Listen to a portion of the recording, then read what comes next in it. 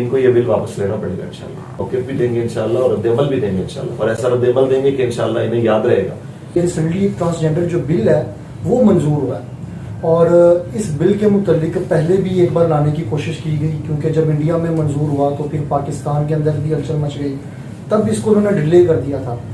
अब ये national assembly के अंदर ये बिल मंजूर हो गया, आपको क्या लगता है कि क्या ये कौम की सालमियत के ऊपर एक ख़तरा बन के ये बिल नाजिल नहीं हो गया?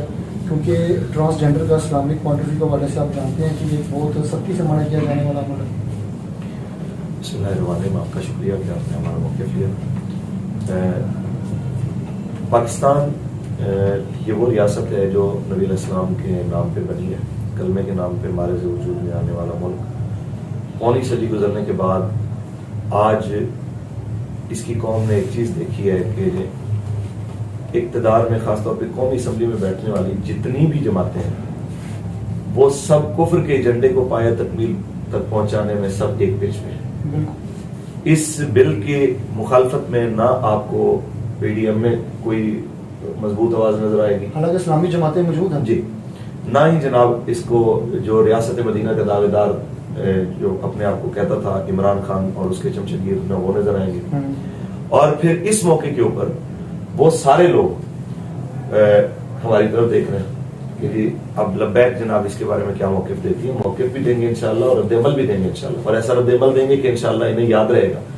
और इससे पहले भी एक बार खत्म नबूवत के जिस वक्त हलफनामे के अंदर तब्दीली हुई थी तो उन्हें अच्छी तरह पता है और पता होना चाहिए कि तहरीक लब्बैक किस तरह का रद्द-ए-अमल देती है, तो इनको ये बिल वापस लेना पड़ेगा इंशाल्लाह। अगर आप ये भी चीज़ नोटिस करें ना कि वो जिन्होंने ये, आपको पता ही अक्सरियत के साथ मंजूर हुआ है, अक्सरियत के साथ वोट देने वाले भी लोग मुसलमान ही हैं, उनको पता भी है कि हमारा इस्लाम इस चीज़ की इजाज़त नहीं देता। अब उन लोगों के बारे में भी कुछ किया जाएगा नहीं अगर इस बिल को वापस लिया जाता है। एक साल बाद ये फिर बिल ले आते हैं और फिर ये अक्सरियत के साथ मंजूर हो जाता है। इसका जड़ से खात्मे के लिए तहरीक लब्बैक कौन सा ऐसा कदम उठाएगी या ऐसा क्या करेगी कि दोबारा इस बिल को लाने की कोशिश ना की जाए? क्योंकि एक बार पहले भी कोशिश की गई, रद्द हुआ, दोबारा फिर वही काम शुरू हो गया। नहीं जी, हमारे नज़दीक तो यह है कि जितने पाकिस्तान की कौमी असम्बली के अंदर इस वक्त लोग नुमाइंदे अपने आप को कहते हैं कि हम अवामी नुमाइंदे हैं, वो अवामी नुमाइंदे नहीं है, वो मगरबी नुमाइंदे हैं। उनकी नुमाइंदगी कर रहे हैं, इस्लाम की नुमाइंदगी नहीं कर रहे। ये तो पाकिस्तानी अवाम को अब सोचना चाहिए कि जितने आके ये आपके दरवाजों पे मिन्नतें करने के लिए आते हैं और अपने आप को मुसलमान कहते हैं, आशिक रसूल कहते हैं, तो आप इनके चेहरे पहचाने। ये सारे जो है ना, जिसे कहते हैं कि भी एक ही जगह के जो है ना गड़े के ढक्कन है सारे, और इससे बढ़कर इनकी कोई हैसियत नहीं है। बाकी रही बात हमारे नजदीक इसका क्या है ऐसा तरीक़ेकार जिससे कि इसका दरवाजा हमेशा हमेशा के लिए बंद हो जाए, तो हमारे नजदीक एक ही हल है, वो है पाकिस्तान का मतलब क्या, ला इलाहा इल्लल्लाह, दस्तूर रियासत क्या होगा, मोहम्मद रसूलुल्लाह। नबी अलैहिस्सलाम की शरीयत ही है जो इस तरह की तमाम आलाइशों से पाक इस मुल्क को कर सकती है, और पाकिस्तान की असम्बली से लेके पाकिस्तानी माशरे तक तमाम चीज़ों को पाक साफ कर सकती है। यहाँ पे अल्लामा फरूक साहब, ये तो सिक्के का एक पहलू था कि इन्होंने कहा कि जी आपस में शादी कर सकते हैं, जो भी कर सकते हैं, लेकिन वो ट्रांसजेंडर्स जो जिनको इंटरेस्ट, जैसे आपको पता है कि मर्द को मर्द में आ रहा है और औरत को औरत में आ रहा है, इस्लामी रूह से ये क्या वजह है? या बचपन में क्या परवरिश की वजह है कि ये बच्चों के अंदर ये चीज़ बिल्ट हो रही है? क्या ये कोई नेचुरल वजह है? इस्लामिक पॉइंट ऑफ व्यू से ज़रा आप हमको बताएं कि वो अपने बच्चों की किस तरह परवरिश करें। क्या ये परवरिश में कोई मसला है या फिर ये एक नेचुरल फिनोमेना बन चुका है? क्योंकि आजकल हर शख्स को अपना जेंडर चेंज करने की तरफ भी जा रहे हैं और ये मामला बिल्ट होते चले जा रहे हैं। तो इनके मुतालिक ज़रा बताएं कि जितने भी देखने वाली ऑडियंस है, ताकि ये इस बीमारी से बच सकें। देखिए जी, जो बात आप नेचुरल के लिहाज से कर रहे हैं तो वो है कि कुल्लु मौलूदिन यूलदु अलल फितरा। नबी अलैहिस्सलाम ने फरमाया कि हर बच्चा पैदा होने वाला फितरत पे पैदा होता है। तो फितरत को चेंज तो ये लोग कर रहे हैं।